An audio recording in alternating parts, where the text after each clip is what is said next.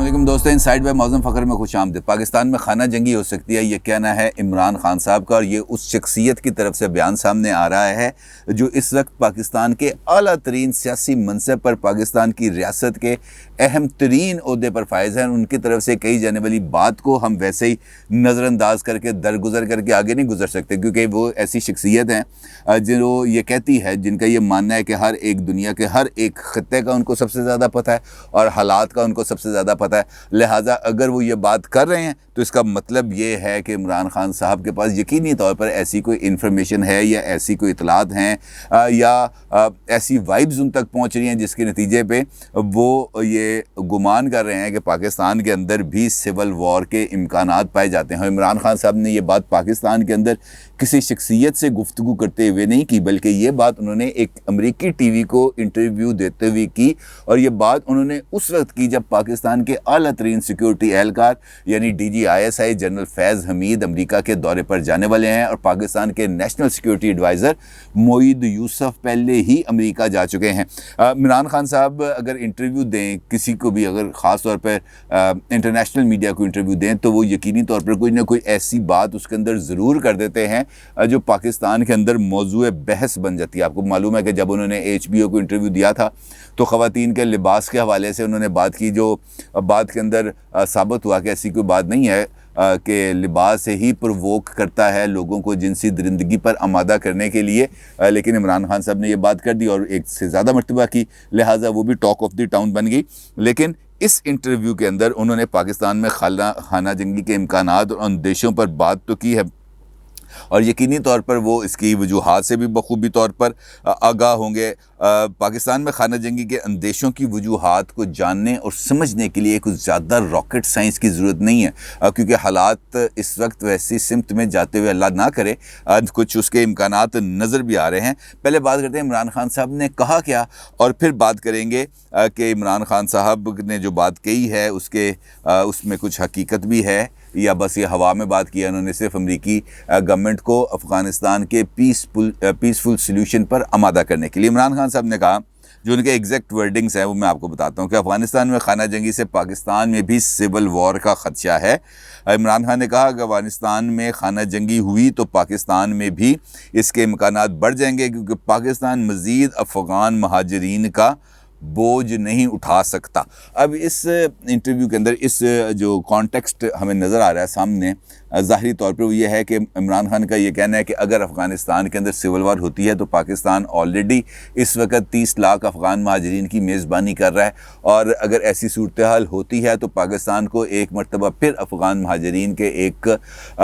سیلاب کا، ایک دباؤ کا سامنا کرنا پڑے گا۔ لہٰذا اب پاکستان اس کو اوائڈ کرنا چاہ رہا ہے اور یہ چاہتا ہے کہ وہاں پر پیسفل سلیوشن ہو، کیونکہ اگر افغان مہاجرین آ کے بارڈر پہ بیٹھ جاتے ہیں تو پھر اب بڑا مشکل ہوگا پاکستان کے لیے ان کو پاکستان میں آنے سے روکنا، اور جب وہ پاکستان آ جائیں گے تو پھر ان کی دیکھ بھال کرنے کے لیے یقینی طور پر مالی وسائل چاہیے ہوں گے، اور حکومت پاکستان کی اس وقت جو سکت ہے وہ اتنی نہیں ہے کہ وہ یہ بوجھ اٹھا سکیں۔ لہٰذا اگر حکومت پاکستان اپنی عوام پر خرچ کرنے والے پیسوں سے افغان پناہ گزینوں کی جو ہے اس کی مہمان نوازی کرے گی تو اس کے نتیجے میں یقینی طور پر پاکستان پر بوجھ بڑھ جائے گا اور پاکستان کے اندر انریسٹ کریٹ ہو جائے گا، اور جس کی وجہ سے ایک تصادم کی کیفیت پیدا ہو جائے گی۔ لیکن میرا خیال یہ ہے کہ افغان پناہ گزینوں سے زیادہ جو اس وقت صورتحال ہے وہ یہ ہے کہ پاکستان کے اندر خود حکومتی لیول پر اس قسم کا ماحول بنایا جا رہا ہے جس سے ملک کے اندر تصادم کی صورتحال پیدا ہوتی جا رہی ہے۔ کل میں نے آپ کو وادی نیلم اور شاردا ویلی کے حوالے سے خبر آپ کو دی تھی، جہاں پر مسلح تصادم ہوئے ہیں، پتھراؤ ہوا، اور جس کے نتیجے میں کچھ لوگوں کی جانیں بھی گئیں اور کچھ لوگ زخمی بھی ہوئے۔ وہاں پہ انٹرنیٹ سروسز بھی معطل تھیں، اور وہاں پر جو صورتحال تھی وہاں اس کو صحیح طریقے سے پاکستان کے لوگوں کے تک پہنچایا بھی نہیں جا سکا، کیونکہ انفارمیشن فلو جب تک موجود نہیں ہوگا اور کوئی اس کو اوتھینٹیسائز کرنے والے لوگ موجود نہیں ہوں گے تو یہاں پر ایک رش آف نیوز ہو جاتا ہے سوشل میڈیا پر، جس کو ہم کسی بھی صورت میں نگلیکٹ نہیں کر سکتے۔ لیکن اسی علاقے کے اندر انتخابی مہم کے دوران خود حکومتی سٹیجز سے جب غداری کے فتوے بانٹے جائیں گے، جب غداری کے سرٹیفکیٹ بانٹے جائیں گے تو اس کے نتیجے میں پولرائزیشن تو ضرور ہوگی، اور جب پولرائزیشن ہوگی، جب قوم کے اندر، جب عوام کے اندر نفاق آئے گا، جب نفرت پھیلے گی، جب نفرت پھیلائی جائے گی اور منظم طریقے سے پھیلائی جائے گی، تو اس کے نتیجے میں یہاں پر اتحاد کا کسی بھی صورت مظاہرہ نہیں ہو سکتا۔ نفرت ہمیشہ دوریاں پھیلاتی ہے اور دوریوں کے نتیجے میں صورتحال خراب ہو جاتی ہے۔ اب جب ہم نے اگلے الیکشنز کی طرف جانا ہے اور ہم جب سٹیج کے اوپر، اپنے سٹیج کے اوپر، پولیٹیکل پارٹیز کے سٹیج کے اوپر سے جب نفرت پھیلائی جائے گی تو اس کے نتائج کسی بھی صورت اچھے نہیں ہو سکتے۔ جب عوام منتشر ہوتے ہیں تو اس کے نتیجے میں انتشار ہی پھیلتا ہے، اور اس انتشار کو اگر ہم انارکی کا نام دیں، اس کو اگر ہم سول وار کا نام دیں، اس کو ہم خانہ جنگی کا نام دیں، یا اس کو ہم کوئی بھی نام دیں، وہ اسی طرف ہی جائے گی، اس کو کسی طریقے سے روکا نہیں جا سکتا۔ اور پھر سوال پیدا ہوتے ہیں، اور سوال اس قدر زیادہ پیدا ہوتے ہیں جس کا کوئی حل نہیں۔ کیونکہ دیکھیں، اصل کام ہے سیاسی قیادت کا۔ سیاسی قیادت کا کام ہے لوگوں کو متحد کرنا، سیاسی قیادت کا کام ہے لوگوں کے اندر وہ جذبات کو پیدا کرنا جہاں پر سیاسی اختلاف تو رکھا جائے، لیکن وہ سیاسی اختلاف ذاتی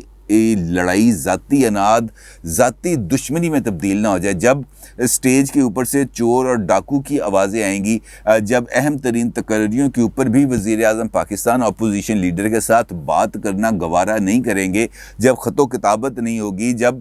سماجی رابطے نہیں ہوں گے، تو اس کے نتیجے میں دوریاں پیدا ہوں گی۔ جب ایک جماعت کا لیڈر یہ حرکتیں کر رہا ہوگا تو اس کے جو فالوورز ہیں یقینی طور پر اس کو فالو ہی کریں گے۔ مثال دیتا ہوں آپ کو کہ اس وقت الیکشن کمیشن آف پاکستان کے اندر 2 اراکین کی مدت ختم ہو گئی اور وہ اپنے عہدے سے ریٹائر ہو گئے۔ ایک پنجاب کے رکن تھے اور ایک تھے کے پی کے بلوچستان کے رکن۔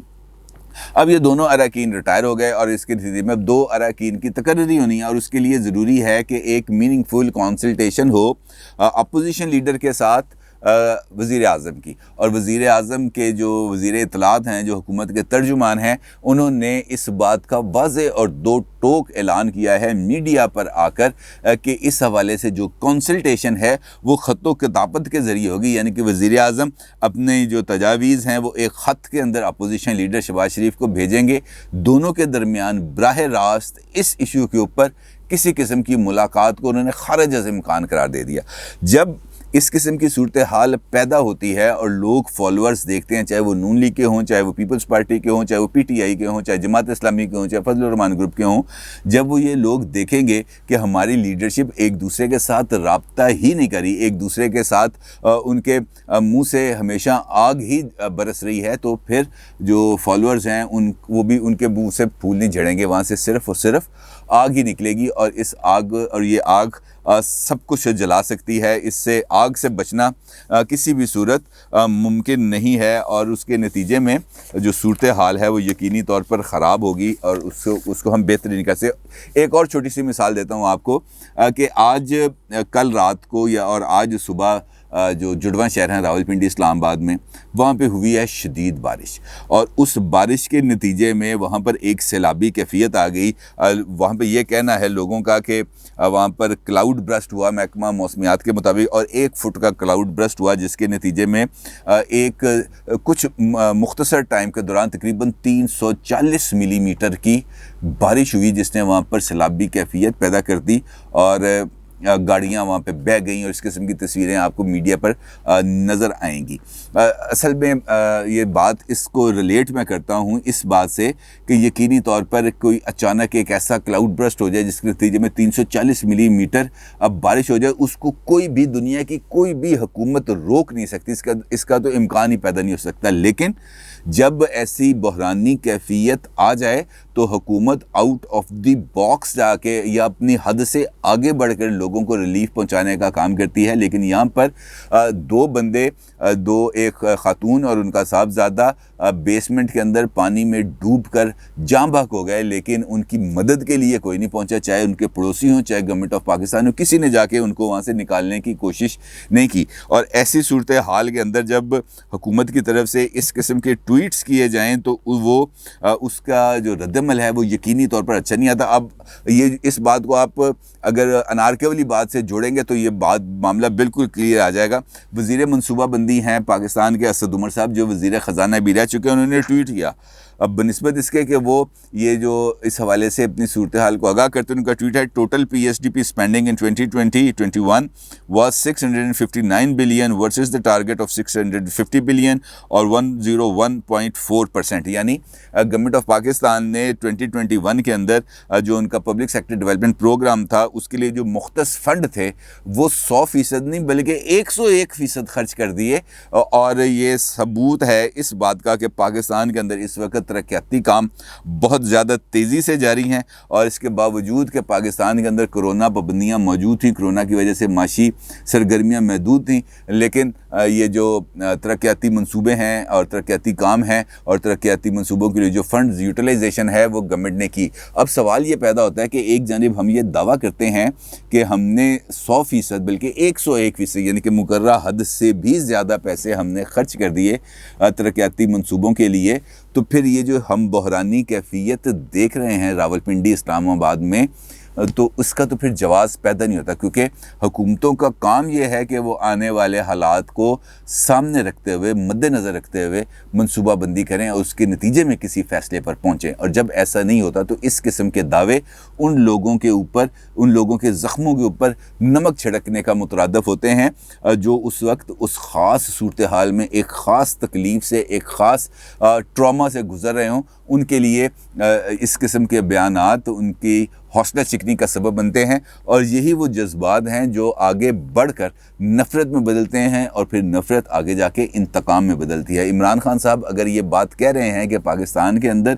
سول وار کے امکانات پائے جاتے ہیں، تو یقینی طور پر سب سے زیادہ ذمہ داری بھی عمران خان پر ہی عائد ہوتی ہے کہ وہ اس وقت پاکستان کے سب سے بڑے سیاسی اور آئینی عہدے پر فائز ہیں، اور وہ اس صورتحال کو، اس نفرت کے ماحول کو، اس پائی جانے والی پولرائزیشن کو کم کرنے کے لیے اپنا کردار ادا کریں. لیکن اس کے لیے انہیں اپنی انا کی قربانی دینا ہوگی، اور اپنی انا کی قربانی دینا عمران خان صاحب کے لیے سب سے زیادہ مشکل کام ہے. وہ ملک کو خانہ جنگی کی آگ میں جھونک تو سکتے ہیں، وہ اپنی سٹیج سے نفرت کا پرچار تو کر سکتے ہیں، لیکن اپنی انا کو، اپنی اس آگ کو ٹھنڈا کر کے اس صورتحال کو کم کرنے کے لیے، اس خانہ جنگی کے امکانات کو روکنے کے لیے کوئی عملی قدم نہیں اٹھائیں گے یقینی طور پر، کیونکہ اب تک کے جو ان کا ماضی ہے وہ اس بات کا گواہ ہے کہ انہوں نے کبھی جھکنا نہیں سیکھا، اور وہ جھکنے کو اپنے لیے شکست تصور کرتے ہیں. لہٰذا اگر عمران خان صاحب یہ سمجھتے ہیں کہ خانہ جنگی کے خدشات پائے جاتے ہیں تو اس کی ذمہ داری بھی انہی پر عائد ہوتی ہے. اپنی رائے کا ضرور اظہار کیجیے گا. آپ کا بہت شکریہ. اللہ حافظ.